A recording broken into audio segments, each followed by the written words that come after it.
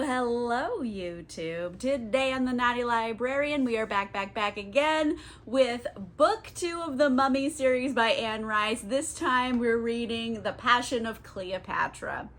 And this one in particular, I was really interested to read because this is Anne Rice plus her son Christopher Rice. And I did some Googling and I found out that Christopher Rice actually wrote the lion's share of this book. And overall, I really liked it. I think like this narrative, even though it's back and forth between so many different perspectives, a lot like the first book, it makes a lot of sense and it feels like it has a sense of urgency that you don't always quite get in Anne Rice solo works. So I definitely see a different influence here and I had a good time with it, but that's enough for now. Let's get into like what actually happened in The Passion of Cleopatra. This book starts off introducing a whole bunch of new characters.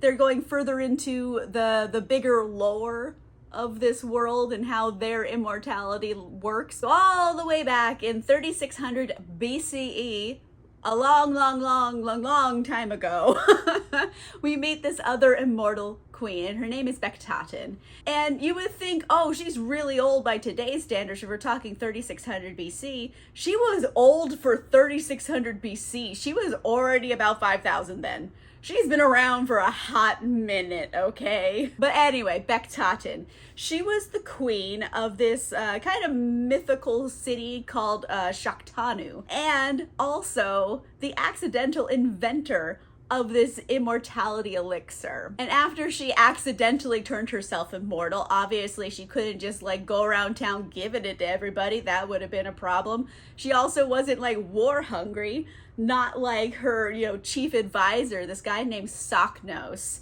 And he wanted that elixir so damn bad. And Bektatin did give it to him, so he's immortal too.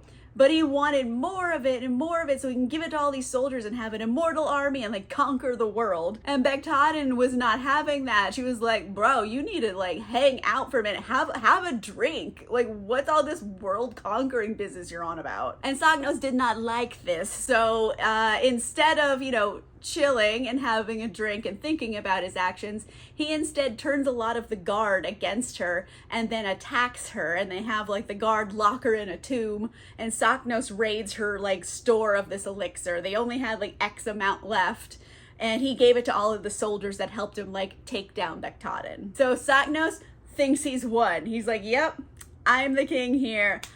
Uh-oh, I don't have any more of this elixir and I don't know how to make it. Problem number 1. And problem number 2 is literally everything else, because the whole kingdom just falls apart, okay? Saknos was not meant to rule these people.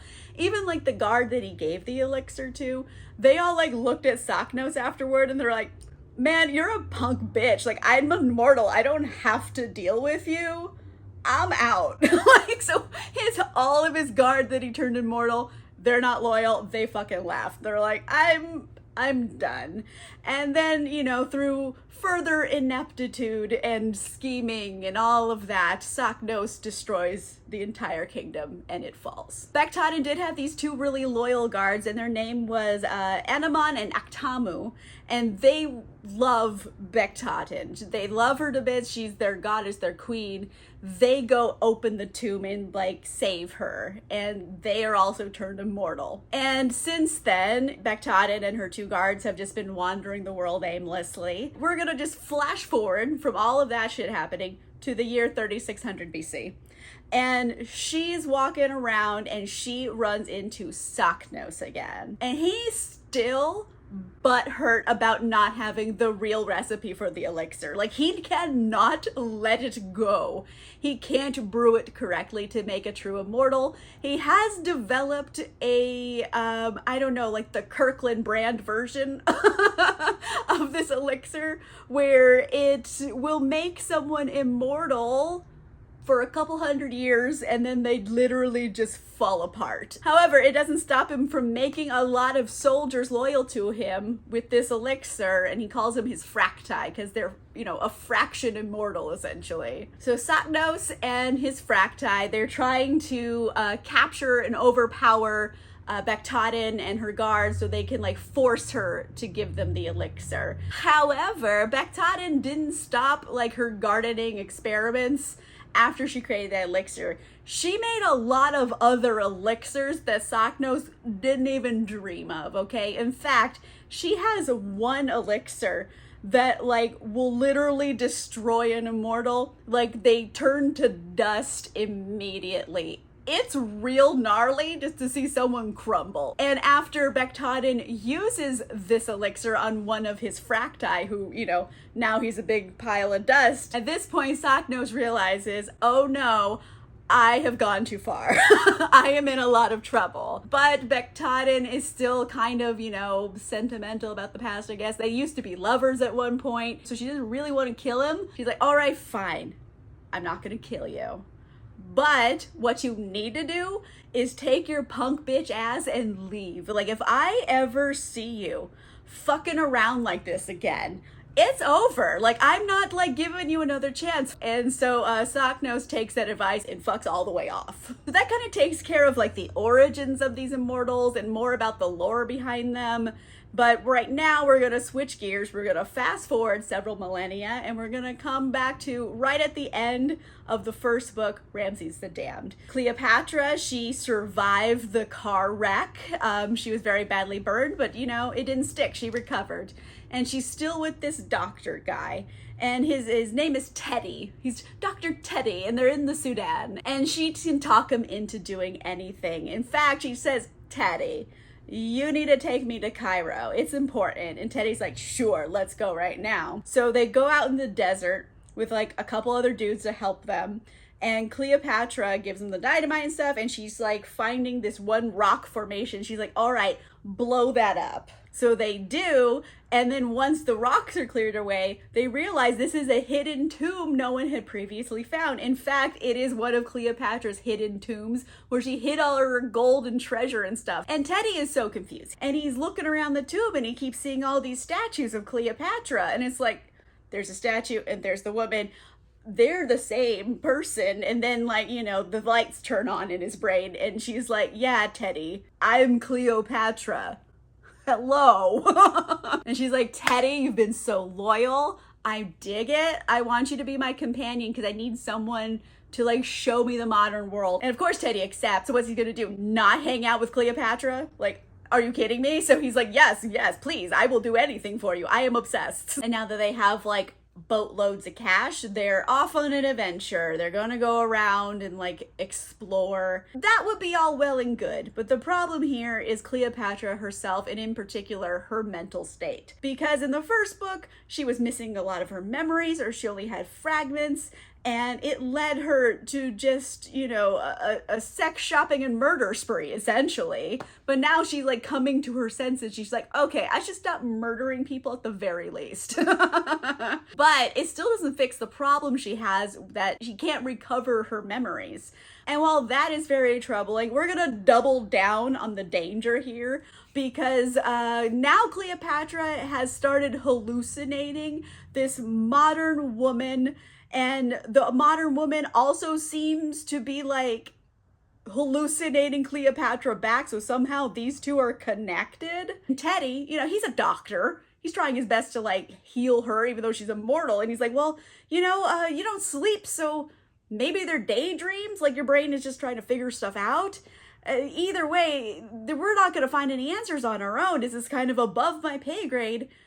I think the only person who's going to have any answers for you is like the last person you ever want to see again, aka Ramses. Cleopatra realizes that Teddy is right, but she also hates that he's right. She's like, fine, Teddy, let's go to London. They get on a boat. They're off to London. And speaking of this mystery woman, she's a real person. She lives in America, in Chicago, and she is a woman named Sybil Parker. And Sybil has constantly had dreams and like memories about ancient Egypt, and she started writing them all down, and then she ended up being kind of good at writing, and now she's sold like a whole series of popular like romances in this era. And like, she makes a good amount being an author, surprisingly. Like, just selling like these little adventure romances in ancient Egypt. Perhaps they're trying to make her an Anne Rice type. Anne Rice loves to be in her own stories. So that's what I'm assuming is going on here. But besides all these memories and stuff, she's living her life, doing her own thing, writing her books. And then one day she gets this newspaper. Someone sends it to her. You know, it's a foreign edition from Egypt. And it's the one with the big front page article on it about the mummy theft. And it had a picture of like Ramses and Julie and all those guys. And she sees the picture and she's like,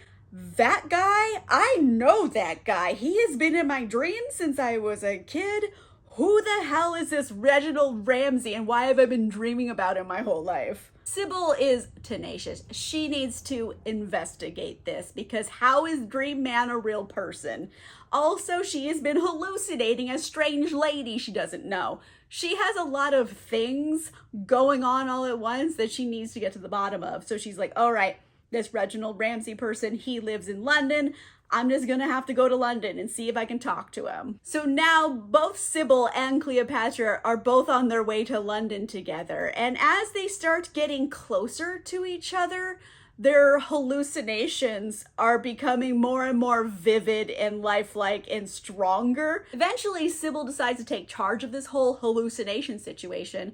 So she takes time to like get a piece of paper she's gonna keep on like in her pocket or near her at all times that has her name on it. So next time she starts hallucinating, she can like just put the paper in front of her face and hopefully hallucination lady will see the writing on it. Maybe they can communicate that way. And guess what? It does work. Cleopatra does see the message like, I'm Sybil Parker, how do I find you?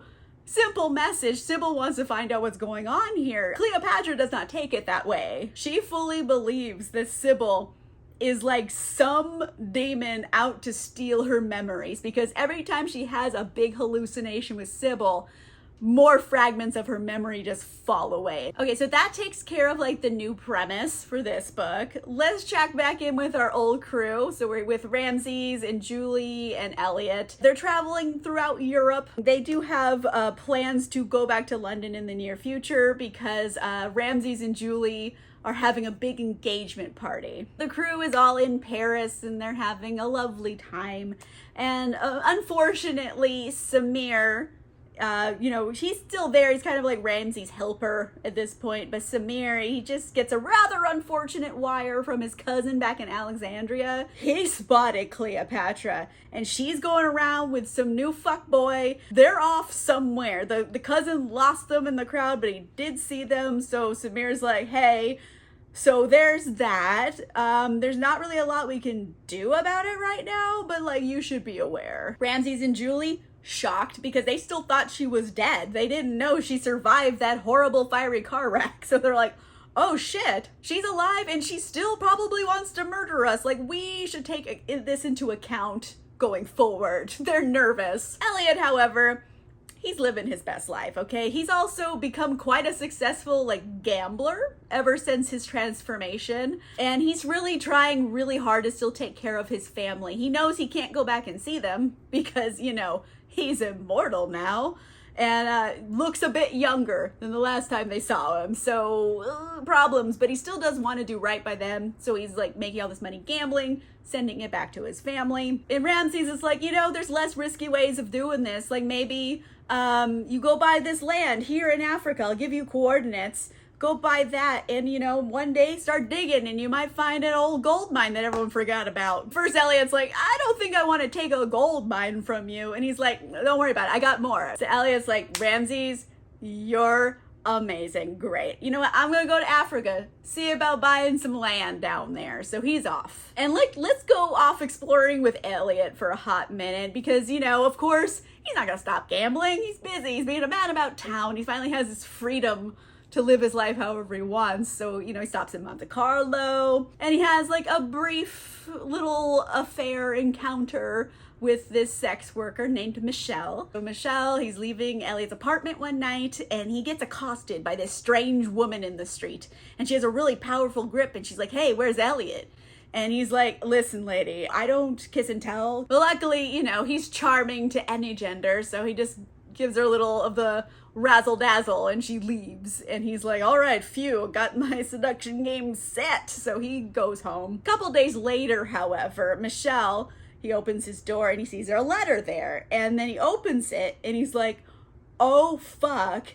Only thing in this envelope is an address and this emerald ring that he sent his mother home. So he like grabs the ring, runs down to this location, which is in the harbor. So he gets to the boat. Guess who's on the boat? That same strange woman from the night before. So she's like, oh good, I was hoping you'd arrive. Come on the ship. I have some things to talk to you about. She brings him in the galley on the ship, and his mom is there, tied up and gagged, and there's these two huge dudes standing on either side of her like, what are you planning here? I'm horrified. And again, the strange woman says, Michelle, I would like to know about Elliot. You gotta tell me some things about Elliot, please. Mainly, where can I find him? That is the main part. And Michelle doesn't know where Elliot is. He does know about the engagement party coming up in London. So he's like, that's where he'll be going eventually. That's all I know. And she's like, fantastic. You and your mom can leave. So Michelle grabs his mom. They leave the yacht. They're both safe. They actually don't hurt them. She just needed to know information. She did it the hard way. And I know everybody's thinking that this was Cleopatra, right? It's not. This is another new character, everybody. This woman, her name is Geneva. And the two men she hangs out with are named Callum and Matthias. And they're all like, great, we have a lead on this guy. Let's go pick up our other member of this little crew. So they go to this like little Greek isle. And they climb up this mountain and they find this tomb, right? They go roll the boulder out the way, kind of a thing, and they open up the tomb. And guess who's sitting in that tomb taking a little mummy nap? Oh, it's none other than Socknose. Guess what? Geneva, Callum, Matthias, they're all fracti, and they are coming up on their 200th birthday real soon. So they're in a hurry to get this true elixir, otherwise they are going to disintegrate. And they're like, Socknose, you told us not to wake you up, but like, guess what? We have a lead on the true elixir. We found some more immortals. They probably know how to get it. The Socknose is still kind of like iffy on the queen because she did warn him. But he's like, you know what? All right, kids, let's go to London and see what this is all about. And guess who else is coming to London, everybody? Beck Totten. She's up in England now. She's in Cornwall buying this old castle so she can live there and like not have to deal with people. It's kind of remote. She also heard about this Reginald Ramses guy. She's like, you know what? I am almost 100% certain that this guy is an immortal and he's likely Ramses, you know, the guy who killed my priestess friend and stole the elixir all those years ago. Like, I should check up on this. And on top of that, her guards have been doing some reconnaissance and they found some fracti in town. So they're like, hey, Socknose, likely nearby, shit's going down. And she's like, oh, this bitch wants to play. All right, I'm gonna go get some more elixirs that I have made over time. So she grabs this one elixir and basically it lets her like warg into an animal. Like if you put the pollen on the animal, you can like mind meld and see through their eyes. And so she has this immortal cat. So she like kind of goes cat mode with her pet and she's off going to this house where her guards follow the fracti to. What are they up to? So TLDR, our little trio of fracti and Socknose are all plotting against Ramses and Julie. They're planning to get a whole bunch of remaining fracti together and they're all gonna crash Julie and Ramses' engagement party. And then the plan is they're gonna lure Julie away, like to give them a tour of the estate or something. And in the blueprints, they found this one place that has a trap door that's like hidden. And then they'll like throw the trap door and Julie will fall in a pit that leads to a tunnel. And then they're just gonna grab her and like take her back to, you know, their house before anyone even notices she's missing. And what are they going to do with her at this house, you might be asking? Well, this is where the plan gets real fucked up because they are planning to take Julie and they'll throw her in a pit that they keep all of their like giant bull mastiff dogs in that they have also turned into fracti. So you have immortal dogs that are ravenously hungry and don't understand why they're so hungry. and then one living thing in there that's food who can't die. Basically, they're gonna throw her in there and let the dogs keep eating her and eating her and eating her forever because she can't die from it. What the fuck? Am I right? Like, who hurt you? Oh my god. That is elaborate and like too much. So Bectadin has seen enough of this plan. She's like, oh, these fuckers, they're up to some shit. Like, I'm gonna have to step in. Meanwhile, Julie and Ramses finally arrive back in London from their big vacation. And turns out Alex, Julie's ex-fiance, is the one throwing her engagement party to her new boyfriend. Alex is too pure for this world. And Alex, they're friends, and he wants what's best for Julie too. And also Alex is still kind of deeply melancholy because he's still really in love with Cleopatra, and like he saw her explode. He is having a really hard time getting over her death, so to speak. But there's no time to deal with emotions right now. It's party time. All of the characters are finally converging in the same place at the same time. And Julie is, seeing guests, talking to them, meeting everybody. There's a lot of people there she doesn't know, but it's kind of like an open invite party, so it's not really unusual. And, she just happens to be talking to these three lovely people, 2 men and a woman. Who could they be but the Fracti trio we've been talking about? They're like, hey, Julie, like, I love this estate. You should give us a tour. Luckily, saved by the helper, Samir shows up. He's like, Julie, you need to come here with me right now. There has been events. You need to come. And she's like, oh, okay, sorry guys, there's events. And so she leaves with Samir. Turns out, they spotted Cleopatra. She's on her way here right now. So Julie's like, fuck, okay. She's being a host. She's kind of like watching everybody coming into the party. And then a little bit later, boom, there she is, Cleopatra, coming at you. She's just walking up the front path and she's fully ready to be like, fight me, bitch. But she notices Cleopatra is not okay. She looks sickly and confused and she's like, oh shit, like, are you okay? So Julie, still being kind, she's like, listen, if you don't start shit, I will bring you in the party. We'll go get settled. I will bring Ramses to you so y'all can talk. So she takes Cleopatra over to this like gazebo that's away from all of the guests in this other part of the estate.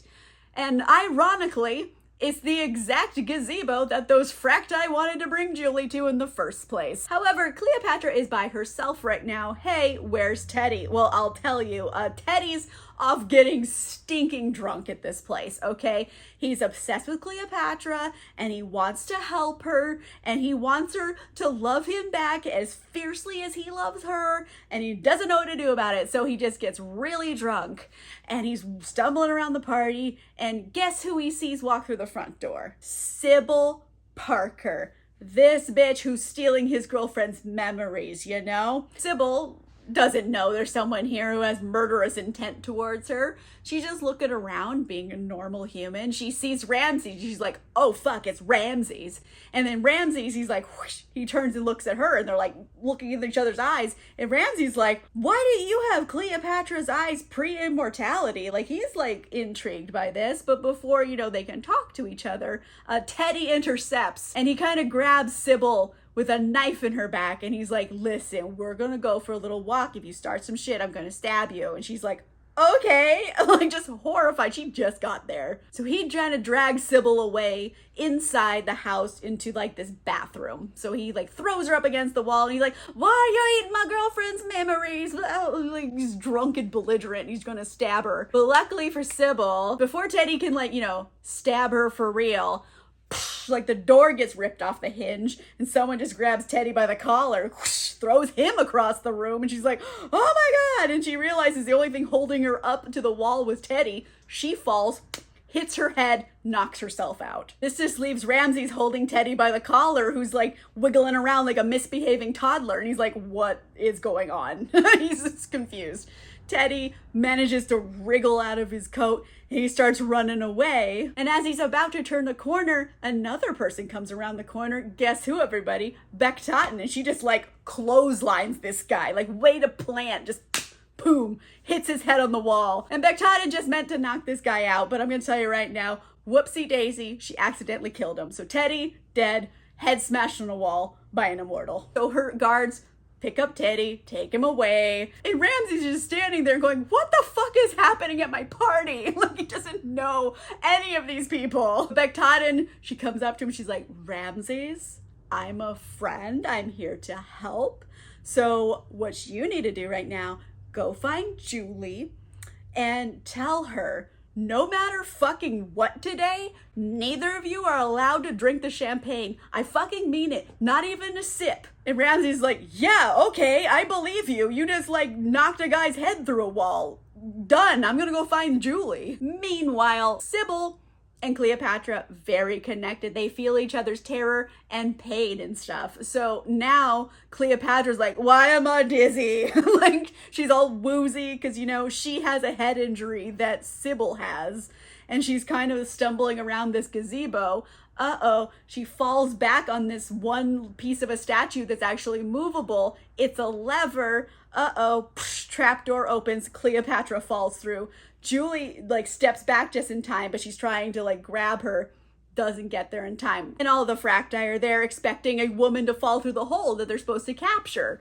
So they grab her, they throw her in a coffin, seal the lid of the coffin. So now Cleopatra's like, what the fuck? I am in a coffin? Like, she is freaking the hell out. And she's allowed. She would just showed up at a party, got dizzy, fell in a hole, now she's in a coffin. Like, she's like, what is this day? Like, everyone's very confused at this point. Julie takes off. She's like, oh fuck, things are happening. I need to find Ramses. And luckily they're both looking for each other, and boom, they run into each other. And Julie's trying to explain what happened. She's like, there's a hole and Cleopatra fell on it. And Ramses is like, okay, let me tell you what happened to me, because it's also very weird. But they can't get really much further into this conversation at the moment, because at this time, Drunky Pants Alex shows up and he's like, guys, it's time for a toast. So he takes them along with him over to, you know, like the front area of the party. They're gonna do a whole thing. And Ramsey's like, Julie, do not drink the champagne. I fucking mean it. Like, there's a long story here. I will tell you later. Just don't drink. And Julie's like, yeah, okay, I won't drink the champagne. Like, that's the least weird thing happening right now. Fine. Like, they're both on team don't drink the champagne. So it comes time for the toast. Everybody in the crowd all, you know, does their big toast. They have a little drinky poo. And right after everybody drinks in their toast, guess who comes along sauntering over to Ramses and Julie? Why, it's Bektaten. And all of the fracti at the party immediately have an oh shit moment, because they know that's the queen and she will destroy them. And they're like, oh fuck, we gotta tell Socknose. Oh no, what are we gonna do? And then at this moment, the shit hits the fan for this party, okay? Because Bektaten had put in that little elixir in all of the champagne, you know, the one that makes immortals literally disintegrate. It doesn't have any effect on regular humans, so everyone else who's just human there is fine, but like, there's about 40 fracti in the audience who just start turning into puddles, which obviously causes lots of chaos to erupt. Everybody's running for their lives. And since the party is thoroughly ruined and over, Bektaten's like, okay, great, Julie, Ramses, we obviously have a lot to talk about, so we're gonna go back to my place. Let's go. So she takes them all out to these two cars she has waiting. Her men are gonna drive them, and they get in, and they're like, "Welp, today has been a doozy of a day. Let's all go with this stranger lady to Cornwall." And they also realize, oh hey, that's that like passed out lady from the bathroom. They brought Sybil along too. They all get back to Bektaten's castle, and the only thing that kind of really breaks the tension in the room is that Sybil wakes up and she's horrified and like scared, and she's like, I don't know what's going on. So they all go to check on her. And Sybil, she gives them her backstory too, which you've already gone over, that she, you know, she's always seen ancient Egypt in dreams and stuff. And she's seen Ramses in dreams because in her dreams, she's Cleopatra. And she tells him about the mind meld thing, how she keeps seeing Cleopatra in the present time, and then she can see her too, and she doesn't know how this works. And like, long story short here is that when Cleopatra died the first time, her soul left her body to go do what souls do. And it had been reincarnated several times up until the present day in Sybil. So Sybil is the reincarnation of Cleopatra's soul. And now that Cleopatra's actual physical body is now alive, the soul's in another body, it's causing like chaos here because like the soul and the body are in two different forms. Like, how are they going to get back together? There's obviously a deep connection there. And Sybil feels so intensely about Cleopatra, like they're twins or something, because, you know, she's been living Cleopatra's memories her whole life. And she knows right now Cleopatra's in danger. She feels Cleopatra's fears. Wonder twin powers activate. Like, they're so connected to each other. And she's like begging Ramses to save her, and Ramses like, all right, okay. I'm gonna have to go save Cleopatra, fine. So Bektaten takes Ramses and Julie to her little armory, and she's like, okay, here's what's gonna happen. I am going to give you the location of where Cleopatra is being held, and I'm gonna give you some specialized weapons that are actually effective against other immortals. They can like paralyze them, knock them unconscious, or kill them. And she only has two conditions here. One, they aren't allowed to kill Cleopatra. She means it. Cleopatra didn't do anything to deserve any of this. And the second condition is that she wants them also to capture Saknos and bring him back to the castle along with Cleopatra. So meanwhile, all this was happening. Let's check back in with what's happening to Cleopatra, because obviously she's scared some things are happening to her. Cleopatra, she kind of regains consciousness in a cell. And she can hear like bickering in the background, and it's Saknos and a couple of his minions. And Saknos is just laying into them like, how did you grab the wrong woman? Like, I gave you so few instructions and you still fucked it up. Like, you had one job. As Saknos is like yelling about this, he happens to like catch a glimpse of Cleopatra and he sees her eyes. And all of the immortals in these books have bright blue eyes. It's like something that happens when they become immortal. They get bright blue eyes. And he sees those eyeballs and he's like, okay, plan B. You grabbed the wrong woman, but she's also an immortal. So like, we're gonna see where this goes. And Saknos is like, tell me who you are.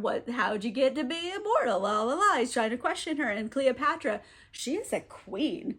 She doesn't answer some fucking bozo who threw her in a cell. So she doesn't tell him nothing. She's like, I'm not telling you about myself. I'm not going to give you my name. You can suck a butt, homie. Like, I don't care who you are. However, she has underestimated how evil Saknos can be. So he sends some minions in there and they grab her, they chain her up, they drag her out of her cell, and they bring her over to the dogs, like right, you know, the gate is right before they can let them out. And they literally just push her face against the cage bars. And the dogs are like, gonna bite her face off, literally, which is horrifying. Explains why Sybil is so freaked the fuck out and screaming when she wakes up. But it also kindly causes Cleopatra to break because, you know, her face is about to get ripped off. And she tells him that she's the Cleopatra. And Saknos is like, oh my God. Big fan of your work. Sorry about the dog thing. Okay. Why don't you go get cleaned up and, you know, we'll go have dinner. Huh? Dinner, fun. And to say that their dinner is tense would be a gross understatement. They're both basically in a battle of wills with each other. And they're trying to figure out what the other's deal is from like the tiny kernels of truth they're saying through their conversation. Because Cleopatra, she might not have her memories, but she has all of her cunning in her brain. So she's real smart. And she can tell bullshit. She was a very effective queen for quite a while, okay? She knows what's going on here. And she just lays into Saknos. And she's like, listen, bro, I don't even know you that well. And even I can tell you are a punk little bitch. Everyone calls this guy a punk bitch. Like, at a certain point, Saknos, you have to wonder if you're the problem. And however, though, I guess her words get ahead of her brain for a second, and she accidentally reveals that she wasn't always immortal, but she had been resurrected. And something changes in Saknos when he figures that out. And he's like, oh, fuck no. And he just grabs Cleopatra by the chain around her neck. He's like, I know what you are. You're a fucking dead thing that someone brought back. You're a Noctin. And he's like, and I know because I've made them before and they all go insane because their brains don't work right. And he's just like telling her all of her worst fears in her face. And right as everything's really coming to a head, the windows all shatter and everyone's like, what's happening? So Saknos tells Aphracti, go investigate. Why did the windows explode? And so they run out the door, only for them to immediately like back all the way back into the room because all of their dogs have gotten loose. You know, those starving fracti dogs, and they're like, oh no. There's like 14 dogs following us right now. They're all in the room. But what the fracti don't know is that all of these dogs have pollen on their face. And this pollen is the same stuff Bektaten uses to like mind meld with her cat. And in this case, her guard Aktamu is there and he knows how to mind meld. So he is mind melded with like 14 bull mastiffs. And there's like a moment of silence and calm.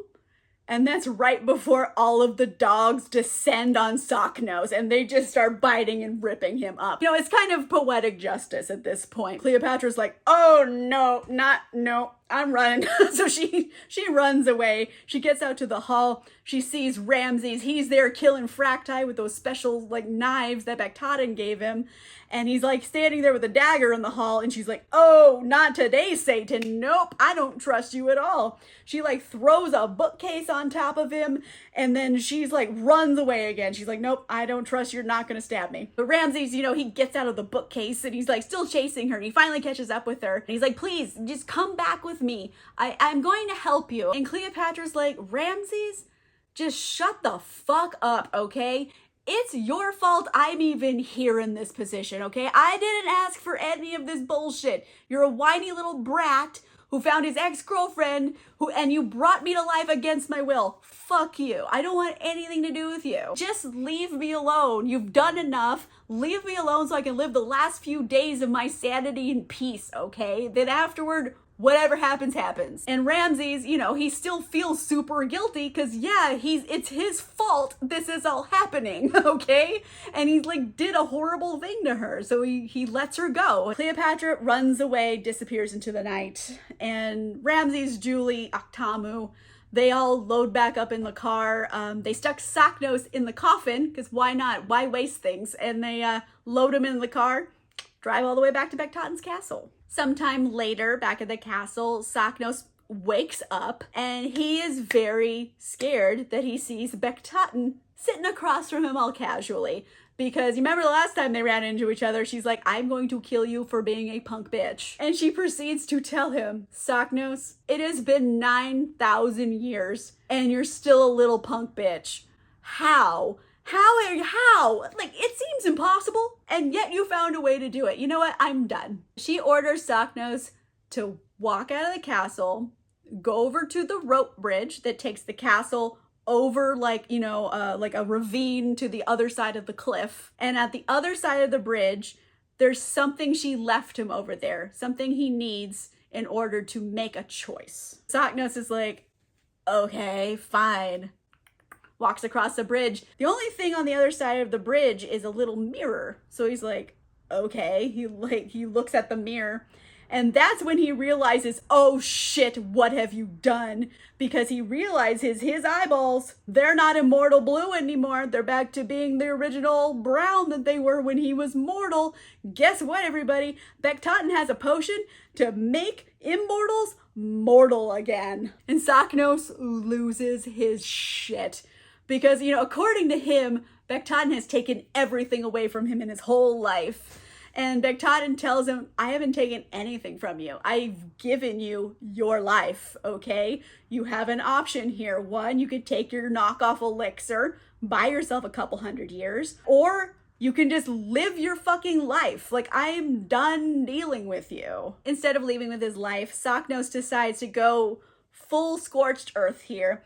He basically says, go fuck yourself, Bektaten, and he jumps off the cliff to his death. They all kind of come back in the castle, and Bektaten's like, listen, Ramses, I've had a rough night, okay? I don't want to fight with you. Let's just make a treaty with each other. I would rather be friends than enemies. So let's just like agree to never use the elixir to bring back the dead, because this causes problems, and also not make a whole bunch of immortals very rashly. You might make another one, who knows what the future holds, but like, let's take a minute and think about it. You know, no Socknoses in the future, essentially. So now all that's taken care of, let's go check on Alex, our poor pure baby Alex. he had a garden party where people just literally disintegrated in front of his guests. So right now, he's kind of going through it, okay? Like, this is not a good look for him. He's just trying his best to figure out what happened. Of course, there's a police investigation because people literally disintegrated at his house, and there's a lot of witnesses. And Alex can't answer. He's like, I don't know. Who knows? Like, no one has a good answer for why this happened. The only running theory they have is like maybe someone slipped drugs into like the champagne, and then everybody was just tripping balls. And then, one day Alex is like, all right, I've got to, pull myself up my bootstraps and like get back to it. And he's just like trying really hard to like bolster himself emotionally. And he starts hearing this music play in the house. And it's a record he hasn't played since he met Cleopatra. It's the record for the opera Aida, which is the one they saw together. And he hears it and he's like, is my mind playing tricks on me? Like, who's playing a record in this house? He goes in and he sees this woman at the record player and he's like, oh shit, guess who it is, everybody? Cleopatra coming here to check on her ex-boyfriend. He's like, oh man, am I still on drugs from my own party? Am I tripping balls right now? He doesn't really believe that it's Cleopatra, and he's just horribly shocked and confused, but like he could touch her and she's solid and she's alive and she's here with him. So he doesn't really give a fuck if none of this makes sense. He's just so happy that she's back and she's with him. And they go off to reconcile. And by reconcile, I mean they have a marathon of sex.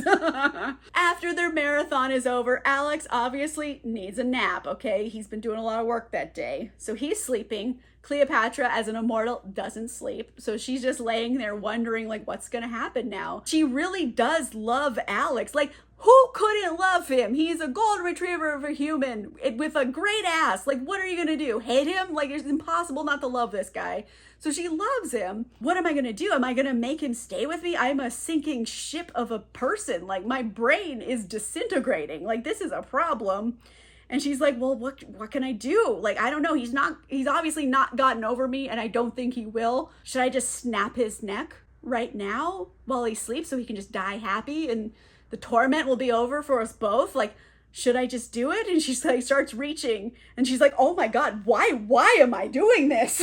Like, she freaks herself out. She's like, how could I even consider snapping his neck? So she like grabs her clothes and she's gonna run away Cinderella style. But Alex, he wakes up, he chases her, and he's like, please, I'm begging you, you can't leave me. It will destroy me. I'm begging you. Please, you can't go. I can see all of the darkness around you, and I know you have some fucked up stuff going on, and I don't care. I love you anyways, in spite of it all. Our big declaration of love moment. And like, what are you gonna do with this moment? Leave him anyway? No, Cleopatra, she's like, okay, I'm gonna stay with you even though I'm very scared about what's gonna happen. And Alex is like, it's okay, we'll do it together. It's like kind of a really sweet moment of their romance in the book. Cut to a few days later, Julie's back from Cornwall and she's back in London, back at her house. She goes to visit with Alex, and Alex is acting really different than normal. He's actually kind of really cold towards her, and like, she's never experienced that from Alex before. She's like, are you okay? Do you have a fever? Like, what's happening? And Alex, in so many words, kind of lets on that he finally knows the whole truth of what happened in Egypt. Immortals, Cleopatra, Ramses and shit. And he's like, listen, it really, really hurts me that you lied to me for this long. And like, I understand why you did it, to protect me or whatever, but like, I'm not ready to forgive you. Good luck with Ramses, okay? I wish you all the best with him, but I'm leaving with my girl, and neither of us wants anything to do with you or magical elixirs or what the fuck ever. We're gone, okay? Don't come looking for us. And Julie, she feels bad about it. Alex kind of read her to filth. He's like, yeah, you fucked up. And she's like, I know, I fucked up. And she feels really sad about it because she hurt Alex, the purest being who's ever existed. So, they part ways. Alex, Cleopatra, they have gone off with each other. Cleopatra wants to be with Alex and like live out as many good days of her brain as possible. And at the same time, Sybil was hanging out with Julie and Ramses and all these people, but she also is like, you know what? I'm gonna go, okay? I have stuff to do in America of places. That's where I'm gonna go. And everyone's like, okay, Sybil, like, you're really bad at lying. Like, we know you're going after Cleopatra. It's fine. It's dangerous, and you know that. But, like, we're gonna stop trying to protect people from themselves. And Sybil's off. She gets on a train. She's going towards Cleopatra. She's using her weird twin mind meld powers to, like, I don't know, locate her somehow. And she ends up on the Isle of Skye, which is where Alex and Cleopatra have been hiding out. Sybil finally finds Cleopatra. They're at like a little pub, and she sits down with her, and she's like, listen, Cleopatra, I know you're like, you don't really want to hang out with me, but like, I'm just going to tell you what my theory is here, what's going on. Sybil doesn't think that her existing with Cleopatra's soul is what's sucking her memory away from her. It's actually the exact opposite situation. She's like, the reason we're supposed to be with each other is because I have your memories.